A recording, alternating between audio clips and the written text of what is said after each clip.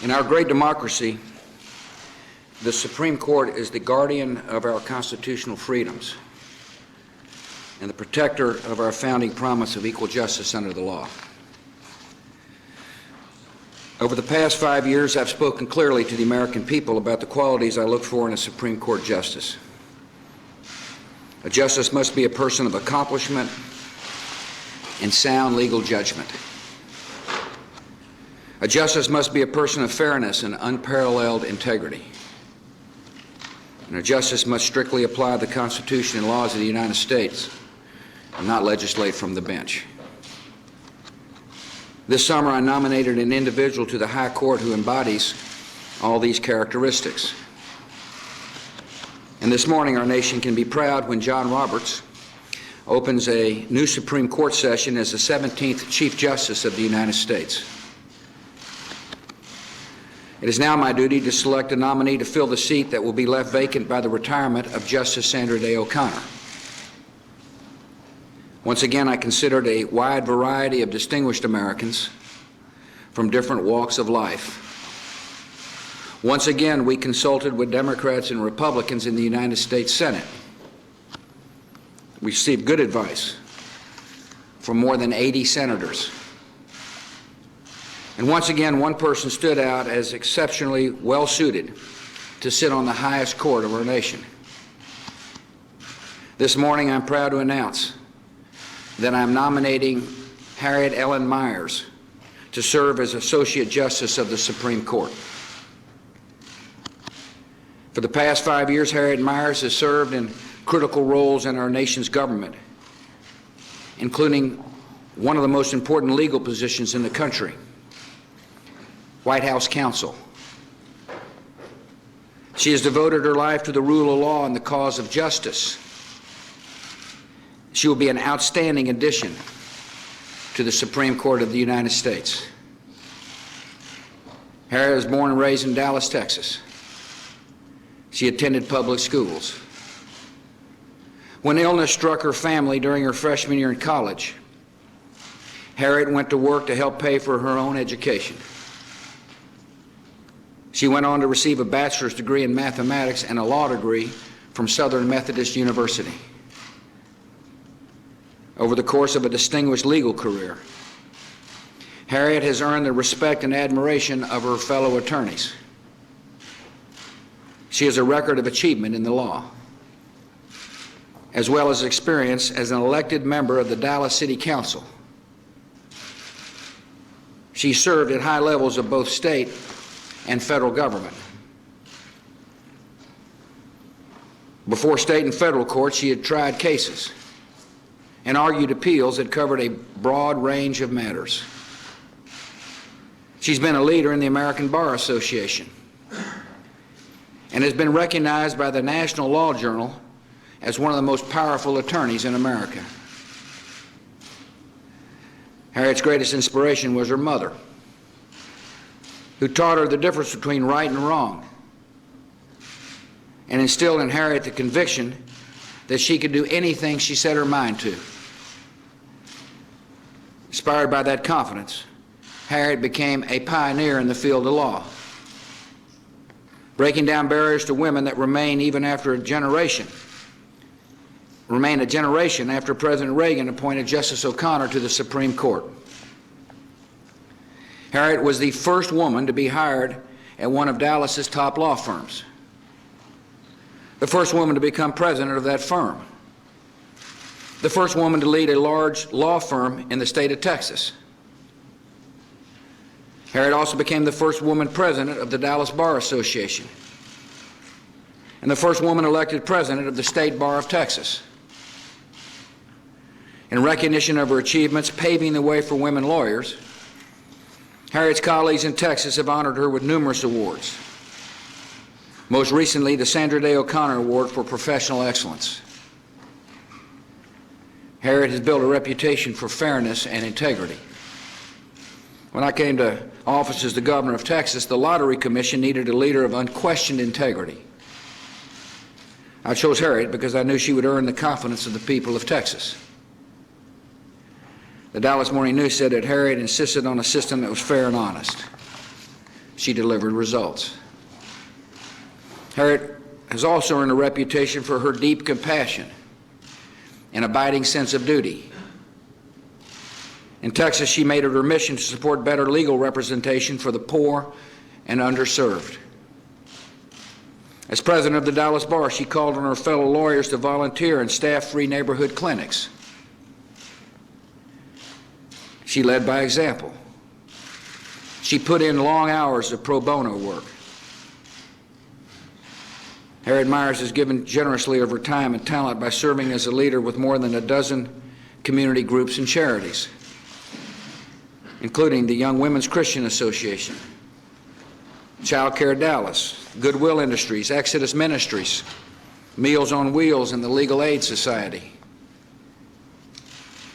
Harriet's life has been characterized by service to others, and she will bring that same passion for service to the Supreme Court of the United States. I've given a lot of thought to the kind of people who should serve on the federal judiciary. I've come to agree with the late Chief Justice William Rehnquist, who wrote about the importance of having judges who are drawn from a wide diversity of professional backgrounds. Justice Rehnquist himself came to the Supreme Court without prior experience on the bench, as did more than 35 other men, including Byron White.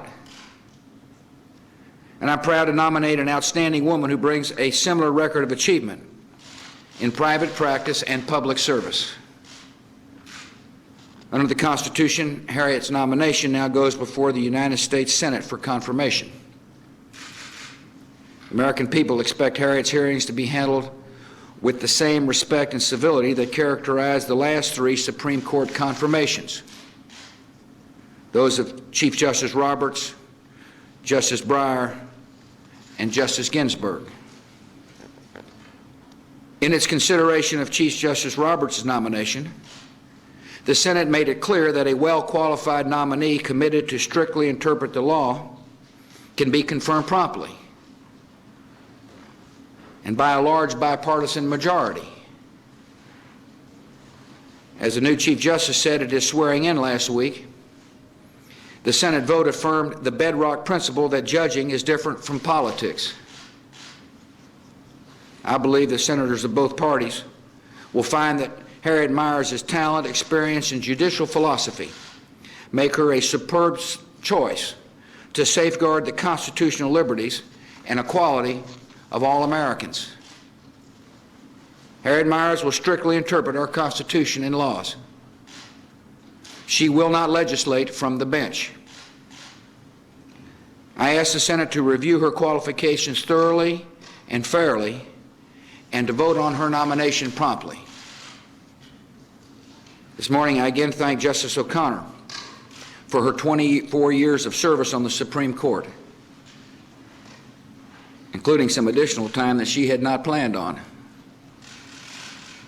In selecting a nominee, I sought to find an American of grace, judgment, and unwavering devotion to the Constitution and laws of our country. Harriet Miers is just such a person. I've known Harriet for more than a decade. I know her heart. I know her character.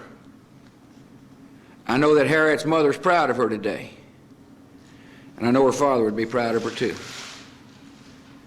I'm confident that Harriet Miers will add to the wisdom and character of our judiciary when she is confirmed as the 110th Justice of the Supreme Court. Harriet, thank you for agreeing to serve. Congratulations. Thank you, Mr. President. Thank you very much. I am very grateful for the confidence in me that you've shown by this nomination, and certainly I am humbled by it. From my early days as a clerk in the Federal District Court and throughout almost 3 decades of legal practice, bar service, and community service, I've always had a great respect and admiration for the genius that inspired our Constitution and our system of government. My respect and admiration have only grown over these past 5 years that you have allowed me to serve the American people as a representative of the executive branch. The wisdom of those who drafted our Constitution and conceived our nation as functioning with 3 strong and independent branches have proven truly remarkable. It is the responsibility of every generation to be true to the Founders' vision of the proper role of the courts in our society. If confirmed, I recognize that I will have a tremendous responsibility to keep our judicial system strong and to help ensure that the courts meet their obligations to strictly apply the laws and the Constitution.